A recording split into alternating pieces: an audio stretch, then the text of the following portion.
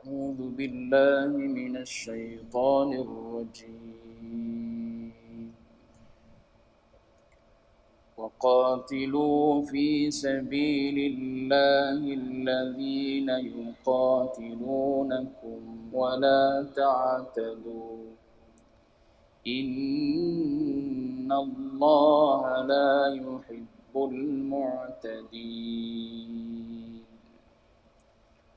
وَاقْتُلُوهُمْ حَيْثُ ثَقِفْتُمُوهُمْ وَأَخْرِجُوهُمْ مِنْ حَيْثُ أَخْرَجُوكُمْ وَالْفِتْنَةُ أَشَدُّ مِنَ الْقَتْلِ وَلَا تُقَاتِلُوهُمْ عِنْدَ الْمَسْجِدِ الْحَرَامِ حَتَّى يُقَاتِلُوكُمْ فِيهِ فَإِنْ قَاتَلُوكُمْ فَاقْتُلُوهُمْ كَذَلِكَ جَزَاءُ الْكَافِرِينَ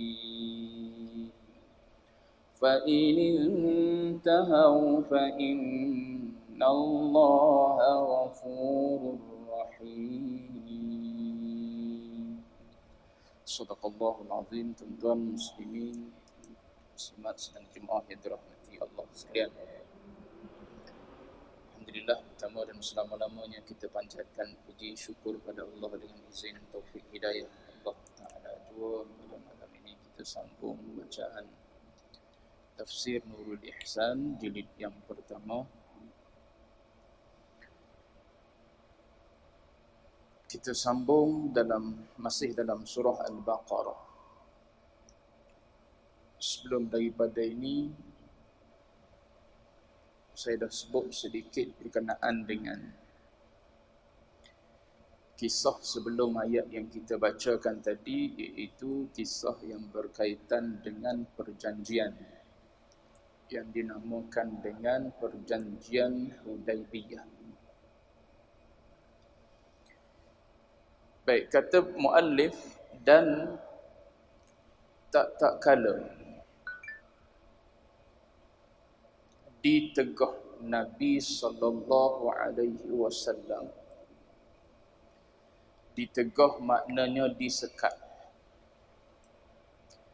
Ditegah daripada mana? Daripada buat apa? Daripada Baitullah. Maknanya ditegah daripada masuk tanah haram bumi Makkah. Bila ditegah tu? Tahun Hudaibiyah, iaitu tahun ke-6 daripada hijrah. Dalam kitab sirah sebut pada bulan Zulqa'dah. Bulan Zulqa'dah, tahun yang ke-6 hijrah Nabi. Setelah 6 tahun lah, maknanya Nabi duduk di bumi Madinah, tak balik-balik lagi ke bumi Makkah. Ringkas ceritanya dalam kitab sirah sebut, saya ulang sikit, refresh cerita dia. Asalnya Nabi bermimpi. Dalam mimpi tersebut, Nabi tengok dia dan juga para sahabat masuk ke bumi Makkah. Dan Nabi diberi kunci pintu Kaabah. Dalam mimpi itu juga Nabi tengok dia dan para sahabat menunaikan umrah, tawaf di Baitillahil Haram. Selesai daripada tawaf semua sekali, Nabi tengok ada sebahagian daripada mereka yang bercukur, bertahallul, dan ada sebahagian daripada mereka yang gunting. Supaya tuan-tuan pergi umrah duk buat itulah. Ada yang bercukur, ada yang bergunting. Bila Nabi dapat mimpi tersebut, lalu Nabi pun ceritalah pada sahabat-sahabat dia berita gembira wahyu daripada Allah Ta'ala, kerana mimpi seorang Nabi dan Rasul adalah wahyu daripada Allah Ta'ala. Lalu mereka pun pakat bersiaplah nak masuk ke bumi Makkah, nak pergi ziarah ataupun nak balik ke kampung halaman lah, sebab asal mereka orang Mekah. Jadi sukalah setelah 6 tahun dah duduk di bumi Madinah nak balik ke tanah air sendiri, maka pakat buat persiapan lah. Cerita tersebut tersebar sampai kepada Arab-Arab yang ada di sekeliling bumi Madinah tu, pakat nak ikut serta juga. Disebut dalam kitab sirah, ada yang susah nak ikut serta, terpaksa basuh baju. Baju tak banyak, basuh baju dulu, siapkan kenderaan apa yang ada, nak pergi ni ke bumi Makkah. Jumlah disebut oleh ulama sirah lebih kurang 1,400 ataupun 1,500. Tu khilaf di kalangan ulama sirah lah. Ada yang kata 1,400 orang, ada yang kata 1,500 orang. Berjalanlah menuju ke bumi Makkah. Berita kedatangan Nabi ni sampai kepada musyrikin Quraisy Makkah. Dia tengok jumlah yang nak datang ni ramai, 1,400, 1,500 orang. Mari rasa bimbang lah dia.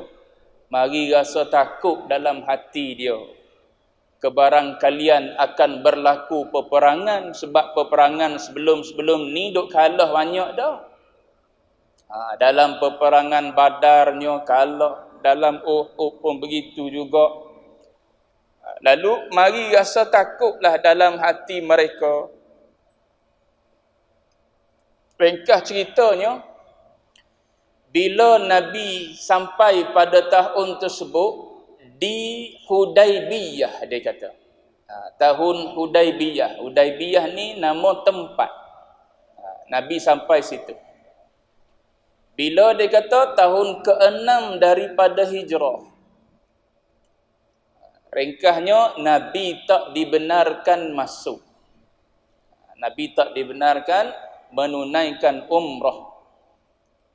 Lalu dihantar Uthman ibn Affan untuk berbincanglah dengan pembesar-pembesar Quraisy. Asal nak hantar Umar bin Al-Khattab, tapi Umar kata biar Uthman lah pergi, sebab Uthman ni terkenal dengan sifat lemah lembut dia. Sebab tu Uthman ni sahabat yang mengahwini 2 anak baginda. Sebab dia seorang yang lemah lembut. Bukan setakat lemah lembut, anak beranak dia yang ada jawatan besar di Mekah tu pun ada lagi. Jadi mudah sikitlah kira bicara pada politiknya. Cuma bila Uthman ni dihantar oleh Rasulullah, lama Uthman duduk sana, sampai berita kepada Rasulullah dan para sahabat, Uthman ni dibunuh. Bila Uthman ni dibunuh beritanya, lalu Nabi pun buat keputusan berbai'ah dengan para sahabat dia, menuntut bela atas kematian Uthman ibn Affan. Duduklah berjanji di bawah sepoh pokok yang Allah Ta'ala sebut dalam Quran, laqad radiyallahu 'anil mu'minina idh yubayi'unaka tahta asy-syajarah. Allah Ta'ala redha, setuju, puas hati dengan semua kaum mukmin yang berbai'ah dengan kamu di bawah sepoh pokok tu. Berapa ribu orang tu ahli syurga semua tu. Sebab Allah Ta'ala redha tu. Semua berbai'ah kecuali seorang munafik ada. Nama apa? Jiddun, gitulah lebih kurang nama dia. Semua berbai'ah ulama sirah sebut kecuali seorang munafik. Walaupun munafik Nabi tak bunuh dia. Sebab aku tak diperintah untuk belah dada dia. Nak tahu dia ni mukmin sejati ke munafik, Nabi, aku tak diperintahkan begitu. Selagi mana dia duduk sekali, dia duduk buat amal Islam, kita kira dia Islam.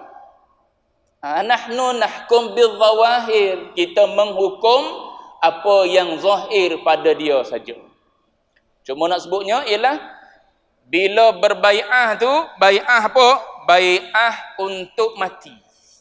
Tu bai'ah untuk mati, sahabat-sahabat. Sama dengan Hamas sekarang ni lah. Bai'ah untuk mati. Tu yang orang kafir susah hati tu. Dia masuk peperangan nak menang, nak hidup. Orang Islam masuk peperangan nak syahid, mati. Tak takutlah pada apa sahaja yang ada depan mata. Sebab apa? Cari mati. Bukan cari hidup. Cari mati di dunia, hidup di akhirat. Tu orang Islam. Ada yang sahabat 2-3 kali datang berbai'ah dengan Nabi. Bai'ah nak mati. Cuma dah ramai jumlah sahabat yang berbai'ah tu, tak lama selepas tu sampai berita kepada orang Quraisy bahawa Nabi dan para sahabat dah berbai'ah dah. Walaupun Nabi ni datang nak buat umrah, tak ada berkelengkapan senjata nak berperang. Kalau ada pun alat-alat musafir, kalau ada pedang pun duduk dalam sarung. Sampai berita kepada musyrikin Quraisy, sahabat dan baginda Nabi dah berbai'ah dah. Hantar balik Uthman ibn Affan. Tengah-tengah duk bai'ah tu lah Uthman ibn Affan pun mari. Ringkas lagi, dalam peristiwa tersebut kafir Quraisy hantar wakil dia juga buat perjanjian. Buat perjanjian. Yang dia hantar tu nama dia Suhail ibn Amrin. Bila Nabi tengok Suhail ibn Amrin ni mari, Nabi pun kata, sahhalallahu lakumul amr. Nabi tengok nama Suhail ni memang nama maksud dia mudah dah. Nabi tengok Suhail tu, Nabi kata, Allah Ta'ala dah permudahkan dah segala urusan kamu. Bila Nabi tengok wajah Suhail bin Amrin ni. Suhail bin Amrin ni seorang lelaki kacak. Seorang lelaki yang smart, yang tinggi, berlesung pipik. Bila Nabi tengok Suhail bin Amrin ni, Nabi tahu dah. Maknanya kafir Quraisy hantar ni bukan nak berperang ni. Kalau hantar orang ni. Kalau dia hantar yang bengi-bengi, nak berperang. Daripada raut wajah tu tahu dah. Lalu, dibuatlah perjanjian di antara umat Islam, rombongan baginda Nabi dengan wakil daripada Quraisy. Yang dikepalai oleh Suhail lah. Suhail bin Amrin. Semua yang saya sebut ni ada dalam kitab sirah yang tuan-tuan boleh baca. Cuma sebut sini sebab kita lalu ayat dia. Antara isi kandungan dia, Sayyidina Ali sebagai penulis dia. Sebagai penulis apa? Penulis perjanjian tersebut. Lalu Nabi pun perintah kepada Sayyidina Ali tulis Bismillahirrahmanirrahim. Suhail pun kata, adapun Ar-Rahman kami tak kenal dia. Jangan tulis Bismillahirrahmanirrahim. Tulis Bismikallahumma dia kata. Nabi kata padam Bismillahirrahmanirrahim, tulis Bismikallahumma. Tengok Nabi tunggu. Padahal Islam ni ada izzah dia. Quraisy duk kalah banyak kali dah. Tapi Nabi tunggu. Lepas tu suruh pula Sayyidina Ali tulis, perjanjian ini dibuat di antara Muhammad Rasulullah dengan Suhail bin Amrin sebagai wakil Quraisy. Lalu kata Suhail bin Amrin, dia kata, aku tak nak tulis Muhammad Rasulullah. Kalau tulis Muhammad bin Rasulullah tak ada guna lah. Aku mengiktiraf Rasulullah. Tak ada lah kami nak tentang lagi. Dah kami mengiktiraf dah Muhammad tu Rasulullah. Aku tak nak tulis gitu. Aku nak tulis Muhammad bin Abdullah. Nabi kata kepada Sayyidina Ali, padam Muhammad Rasulullah, tulis Muhammad bin Abdullah. Sayyidina Ali berada dalam dua pilihan. Aku nak padam kau tak nak padam? Sayyidina Ali kata, aku tak sanggup nak padam tulisan Muhammad Rasulullah. Tengok. Nama itu mulia. Sayyidina Ali tak sanggup. Kita ada sebut Muhammad bin Abdullah. Tak ada Sayyidina kita. Sayyidina bid'ah lalu buat kita. Tengok Sayyidina Ali. Nak padam Muhammad bin Muhammad Rasulullah tu. Tak tergamuk dia. Sehingga Nabi tanya sahabat dia, mana tepat Rasulullah tu? Sahabat pun tunjuk, sini ya Rasulullah, ummi kan? Lalu Nabi pun padam dengan jarinya yang mulia kalimah Rasulullah. Ditulis oleh Sayyidina Ali, Muhammad bin Abdullah. Lalu dibuatlah beberapa perjanjian, syarat perjanjian dia yang nampak pada zahirnya berat sebelah. Yang pertama perjanjian dia sebut tahun ni tak boleh buat umrah. Tahun ni balik saja. Gitu. Mudah-mudah cerita. Tahun ni tak boleh buat umrah. Setakat ni mau boleh mari. Di Hudaibiyah ni je. Lepas tu balik Bila boleh buat? Tahun depan. Mari tahun depan tu pun hanya boleh berada di bumi Mekah selama 3 hari sahaja. 3 hari lah. Tuan-tuan bayanglah zaman tu tak ada ETS. Tak ada kereta api laju. Mari jauh daripada bumi Madinah. Balik saja ni. 1,400 orang sahabat. Dengan bawa haiwan-haiwan ternak lagi. Asalnya bila dah boleh buat umrah, boleh beribadat dalam Masjidil Haram, bersyukur pada Allah Ta'ala, nak sembelihlah haiwan-haiwan tu, tanda syukur, buat jamuan sama-sama mereka. Tapi itulah di antara isi Hudaibiyah. Tak boleh tahun tu, balik tahun depan datang, bahkan dibenarkan 3 hari saja. Mana-mana puak yang nak setia dengan Quraisy, boleh setia dengan Quraisy. Mana-mana puak nak ikut Muhammad bin Abdullah ataupun Rasulullah, boleh duduk. Lepas tu, bila puak-puak ni duduk dengan Quraisy, tak ada siapa-siapa boleh sentuh sebab dia adalah proksi dia, istilah dia. Proksi pada Quraisy. Begitu juga yang duduk di belah pihak baginda Nabi ni, tak boleh siapa-siapa sentuh. Sentuh puak-puak yang menyokong Quraisy seperti menyentuh Quraisy. Begitulah sebaliknya. Lepas tu, bila begitu perjanjian dia, mana-mana orang Quraisy yang pergi ke Madinah, lari daripada wali ataupun penjaganya, maka pihak Rasulullah kena hantar balik ke Mekah. Dan mana-mana puak Madinah yang lari tanpa pengetahuan walinya ke Mekah, tak perlu hantar balik. Nampak tak berat sebelah tu. Tapi Nabi setuju semua yang diminta oleh Suhail ibn Amrin tu. Setuju. Bila dah setuju gitu, maka baliklah Nabi. Sebelum balik tu, sembelih haiwan. Peristiwa ni lah ulama ambil hukum hakam fiqh pula.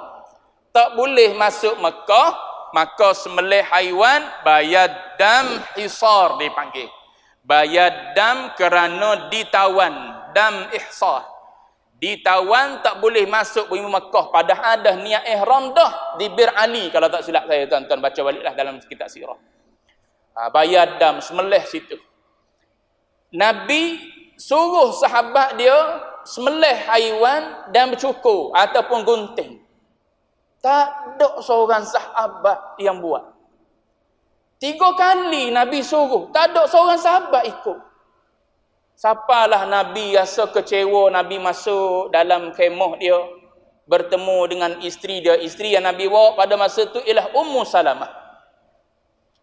Lalu Nabi cerita kepada Ummu Salamah, sahabat ni boleh jadi terkejut, terpinga-pinga. Dah dalam mimpi tu kata buat umrah, masuk Mekah dan sebagainya. Tiba-tiba kita mari jauh-jauh, kena balik saja.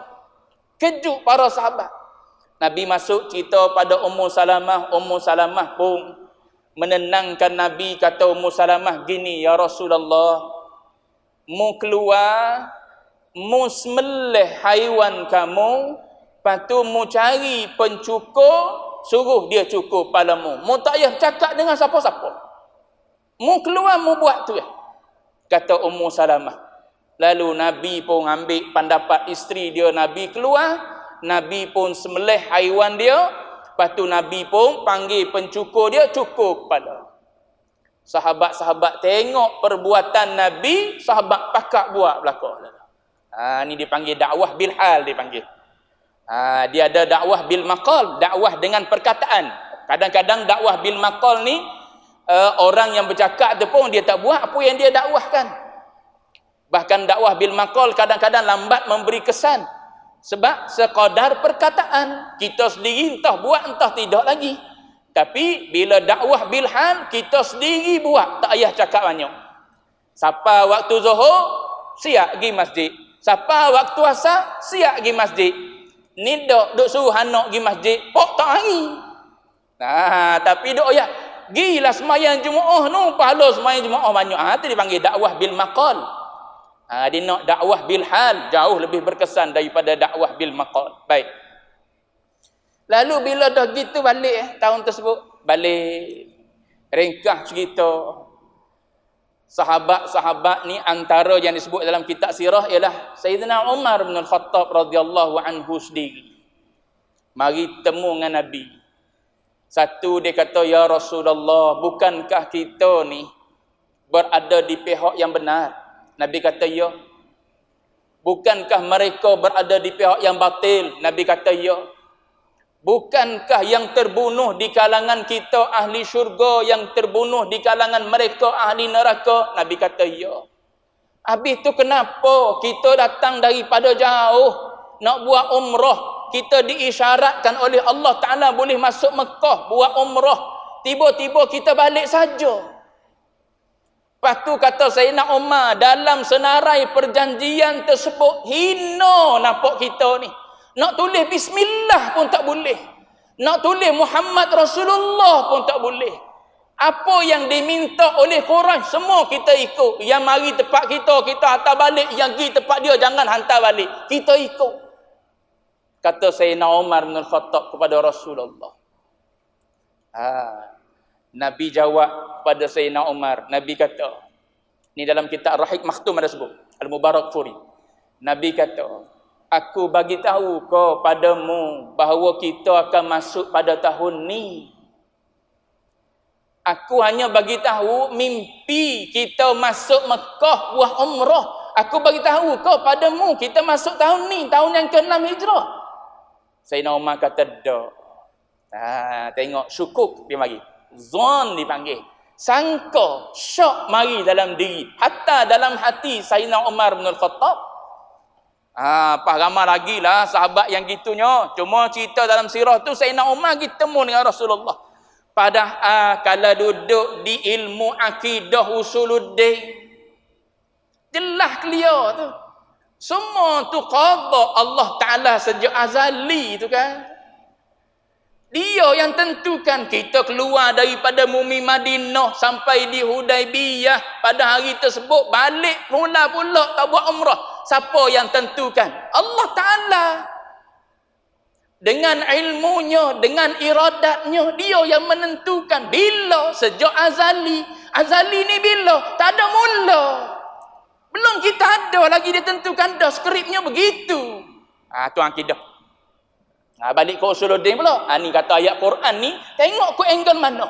Nak tengok ke angle usuluddin boleh. Nak tengok ke angle fiqh boleh. Cuma nak kena cukup ilmu alat. Nak ngaji akidah dengan Quran boleh. Tak ada masalah. Tapi biar pandai. Sagi kan duk cerita Allah Ta'ala duduk situ, duduk sini lah pula. Duk baca hadis situ sini. Allah Ta'ala turun sepertiga malam yang terakhir. Beritahu dia, sepertiga malam yang terakhir ni berlaku di semua tempat tahu. Kan dunia bumi ni berpusing. Tempat kita 1/3, habis tempat kita pergi tempat lain pula. Allah Ta'ala ni duduk mana? Turun saja, turun tiap-tiap malam kau. Maka macam mana kira dia? Dia berasa cerdik dia hurai hadis dengan akal dia. Sebab tu kena lalu ke huraian ulama faham macam mana ni. Yanzilu Rabbuna ni. Gitu ayat-ayat Quran pun, ayat-ayat mutasyabihat. Kena balik kepada kefahaman ulama yang betul. Barulah kita faham. Baik, saya cerita tadi usuluddin. Baik. Kalau sahabat berpegang teguh dengan qada dan qadar, tak timbul isu. Tapi gitulah Allah Ta'ala ni dia nak uji. Dia mari rasa sanksi sekejap dalam diri Sayyidina Umar. Sayyidina Umar bila Nabi kata gitu, dia pun keluar daripada situ, pergi temu Abu Bakar, cerita pula pada Abu Bakar. Tak puas hati lagi dia. Bila dia cerita sebagaimana dia cerita kepada Rasulullah, lalu jawab Sayyidina Abu Bakar. Kata Abu Bakar, dia kata, sebagaimana yang Nabi cerita itulah, Nabi tak kata kita masuk Mekah pada tahun ni. Akhir apa yang disebut oleh Abu Bakar As-Siddiq, kata Abu Bakar kepada Umar, mu pegang betul-betul apa yang Nabi sebut siapa mu mati. Kerana Rasulullah la ala haqqin, kata Sayyidina Abu Bakar. Ni Rasulullah ni berada di atas kebenaran. Apa yang dia buat, apa yang dia ucap, semua wahyu daripada Allah Ta'ala. Mu tak payah bantahlah. Tengok jiwa Abu Bakar. Tak serupa dengan jiwa Umar. Padahal dua-dua sahabat, Abu Bakar fil jannah, Umar fil jannah tu. Umar lepas daripada Abu Bakar sebut gitu, nyesal dia tu. Nyesal dia kata, setelah aku menyesali apa yang aku sebut pada Rasulullah, maknanya dia nak bantah apa yang Nabi buat tu. Setelah daripada tu dia kata, aku semayang, aku puasa, aku sedekah, aku merdekakan hamba. Semua aku niat kerana niat mudah-mudahan Allah Ta'ala ampunkan dosa aku duk bantah Nabi. Tu Umar bin Al-Khattab radhiyallahu anhu, orang hebat juga, orang tinggi juga kedudukan dia. Cuma nak sebutnya gitu, kisah yang berlaku pada sahabat Nabi dan juga pengikut-pengikut Nabi lah pada tahun yang ke-6 Hijrah bulan Dzulqa'dah ni. Baik. Jadi tak benar masuk. Bila dah gitu dan suluh. Suluh damai. Tu perjanjian Sulhul Hudaibiyah yang saya sebutkan tadi tu. Dan suluh oleh kufar Quraisy. Orang kufar Quraisy minta supaya buat damai. Buat perjanjian damai antara Rasulullah dengan Suhail bin Amr tadi. Atas bahawa kembali Nabi tahun ke hadapan. Maknanya tahun tu tak boleh buat umrah.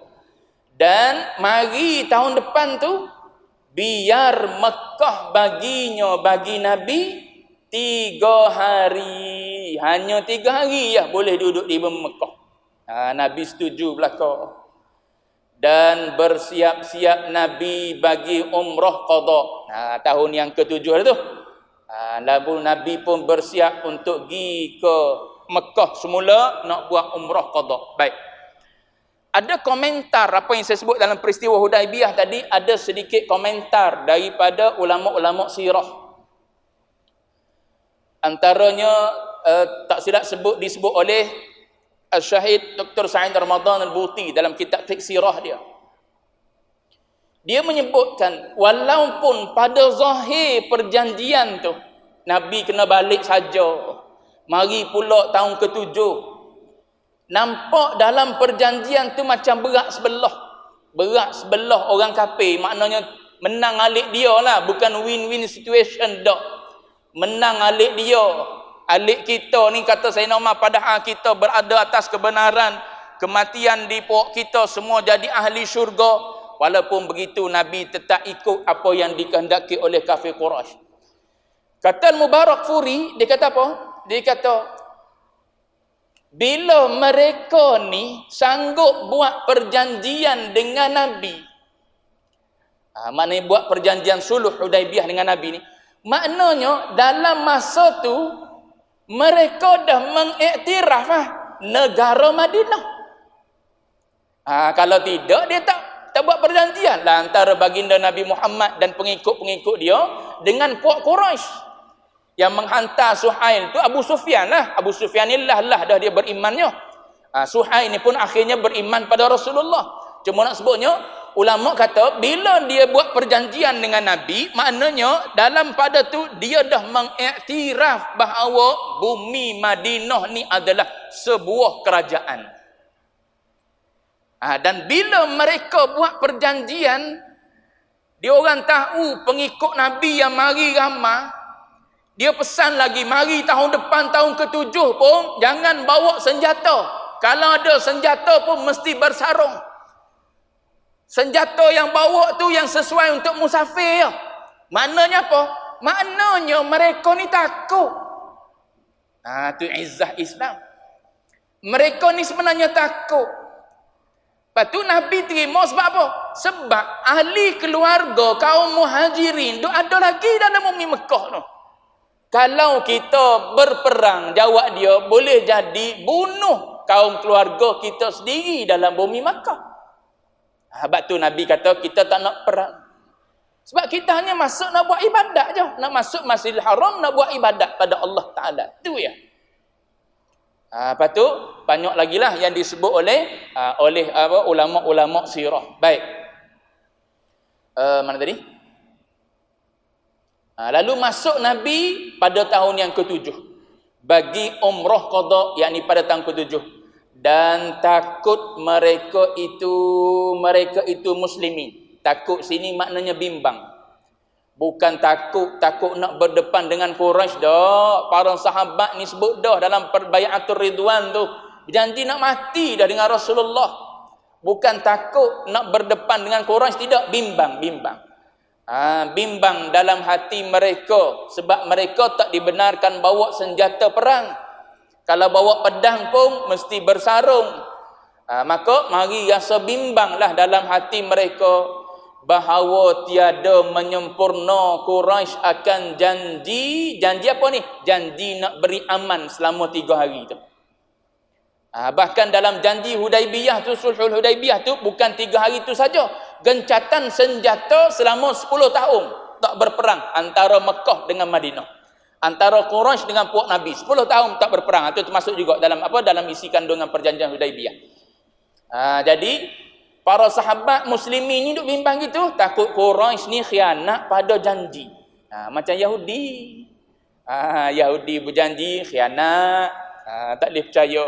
Jahat tak jahatnya dia siapa taat. Air hujan pun dia tak benar orang Palestin untuk guna. Tak kepelik tu. Tak benarkan orang Palestin menggunakan air hujan. Kalau boleh air hujan yang Tuhan turun tu nak sekat guna.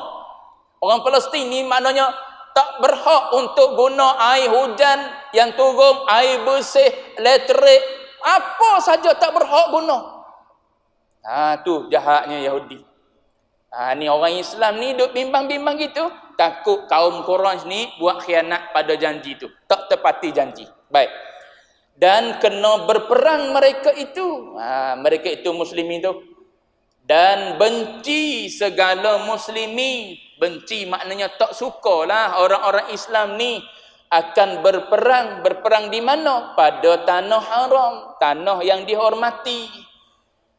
Dan dalam ihram, dalam keadaan mereka berihram nak menunaikan umrah. Tak nak lah gitu, sebab perang-perang yang duk berlaku sebelum ni bukan berlaku di tanah haram. Keluar ke Badar, keluar ke Uhud, baru berlaku peperangan, bukan di tanah haram.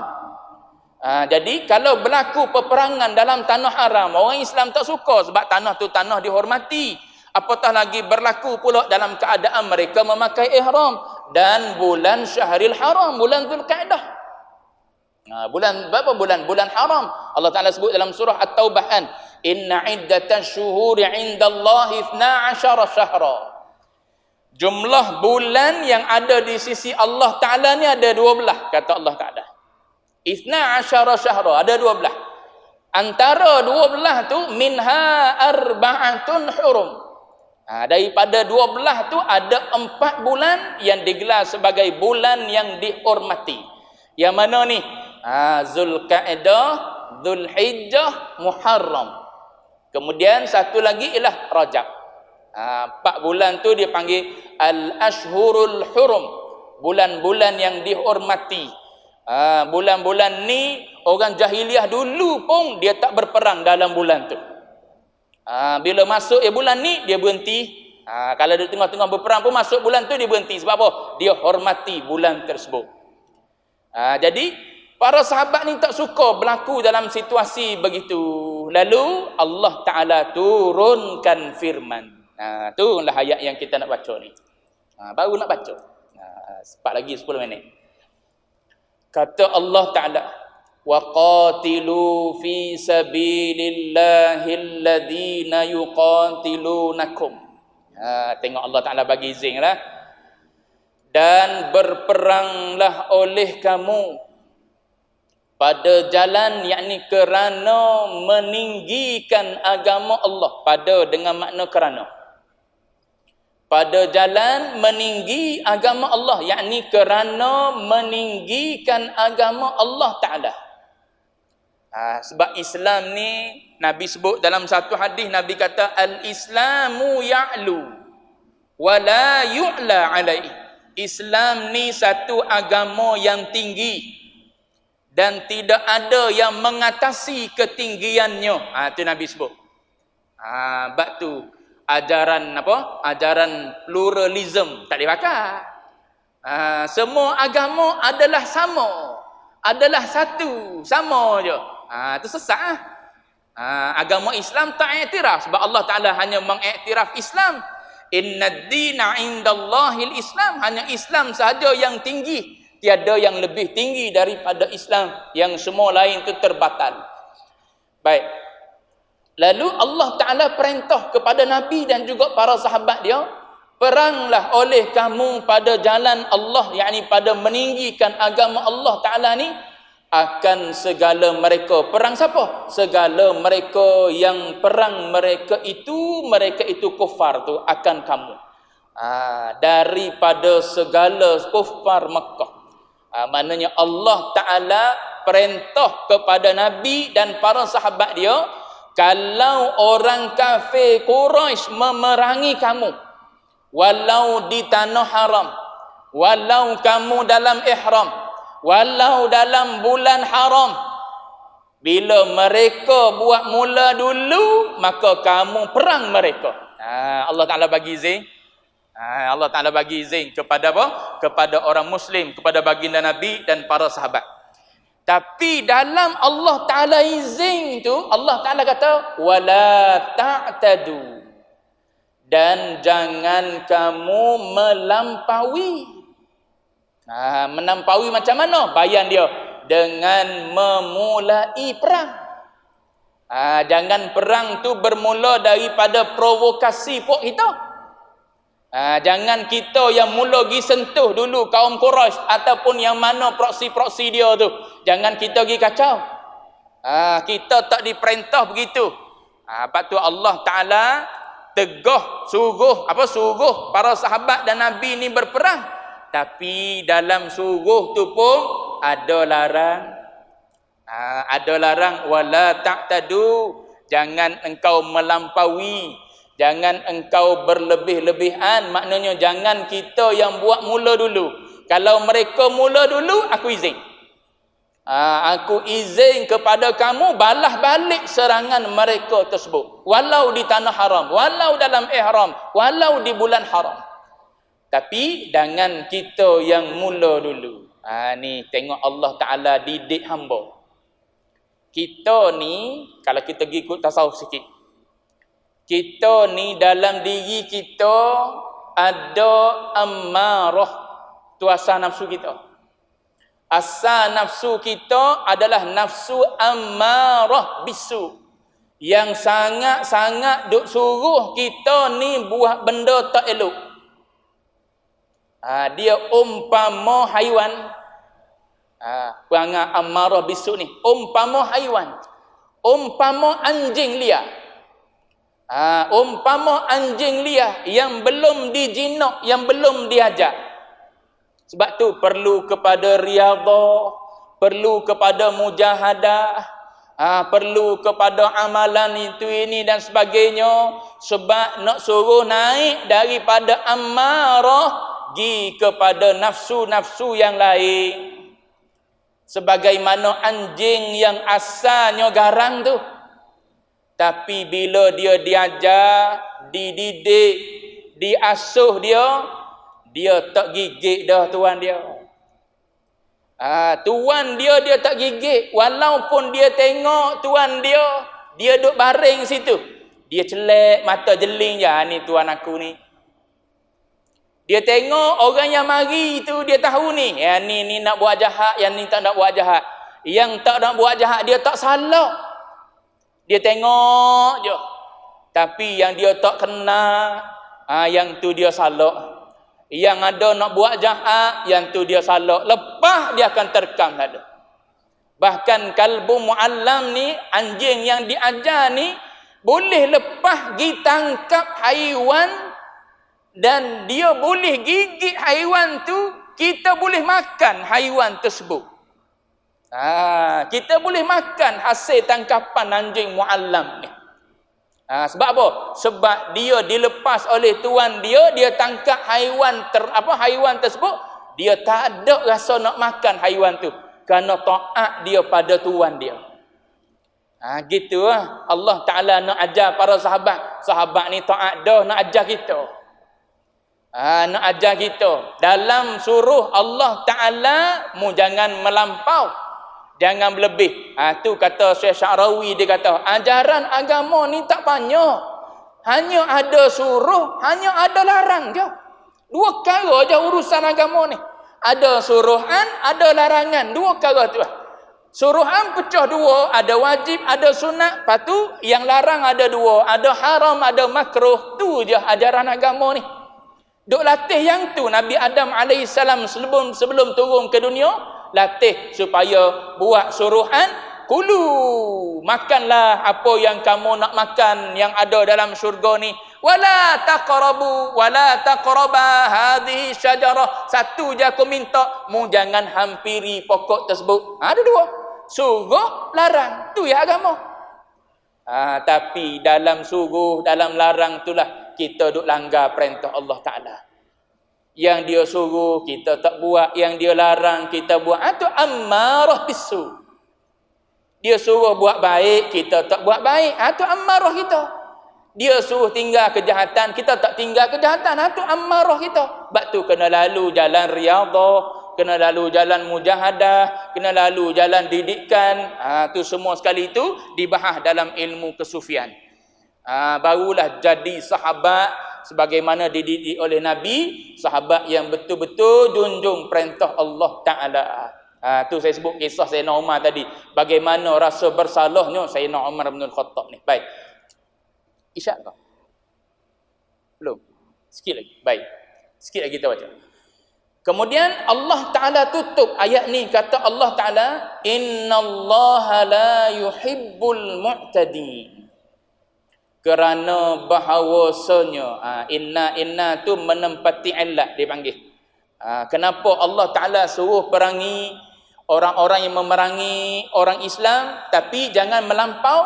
Kerana inna tu fi quwwati ta'lil dia panggil. Kerana bahawasa Allah Ta'ala tiada kasih ia Allah akan segala yang melampaui. Tu yang keluar dalam bentuk pelampauan ni yang agama Islam kita tak benar dalam peperangan. Bunuh wanita, bunuh kanak-kanak, bunuh orang tua. Maknanya tiga golongan ni bukan golongan yang menentang dak. Wanita bukan jenis angkat senjata nak lawan tentera. Kanak-kanak pun begitu juga. Orang-orang tua tak larat dah nak angkat senjata. Tiga golongan ni mu jangan bunuh dia. Tengok Yahudi cabul semua sekali. Bahkan dia buat kenyataan nak bunuh semua anak lelaki. Sebab anak-anak lelaki inilah yang nanti akan datang makan melahirkan pejuang-pejuang Hamas. Pendek dan ceteknya pemikiran mereka. Pemikiran ni duk ada dah dalam zaman Fir'aun dulu. Quran duk cerita dah. Mari di zaman kita berhadapan pula dengan ideologi macam tu. Kunonya Yahudi ni. Cuma nak sebut gitulah secara ringkasnya. Baik, jangan bunuh kanak-kanak, jangan bunuh wanita, jangan bunuh orang tua. Jangan bunuh ataupun jangan memusnahkan pokok-pokok, jangan musnahkan. Bangunan-bangunan jangan musnahkan. Orang yang duduk di tempat ibadah jangan kacau. Tu tengok. Tu masuk dalam ayat wala taqtadu, jangan melampau. Kalau mau buat benda ni, bunuh kanak-kanak, bunuh orang tua, bunuh orang yang tengah berada di tempat ibadat, musnahkan bangunan, musnahkan pokok-pokok, tanaman-tanaman, maknanya engkau melampau. Tengok Islam ajar. Dalam peperangan pun ada adab sopan lagi. Tu cantiknya Islam. Baik. Jadi ayat ni kita berhenti situ dulu. Innallaha la yuhibbul mu'tadin, kerana bahawasanya Allah Taala tu tiada kasih ia akan segala yang melampaui. Akan datang insya-Allah ini ayat mansukh, dinasahkan hukum dengan bara'ah, yakni dengan ayat yang ada dalam surah bara'ah ataupun kita panggil juga dengan surah at-taubah. Akan datang insya-Allah. Wallahu a'lam wa ilmuhul adhan.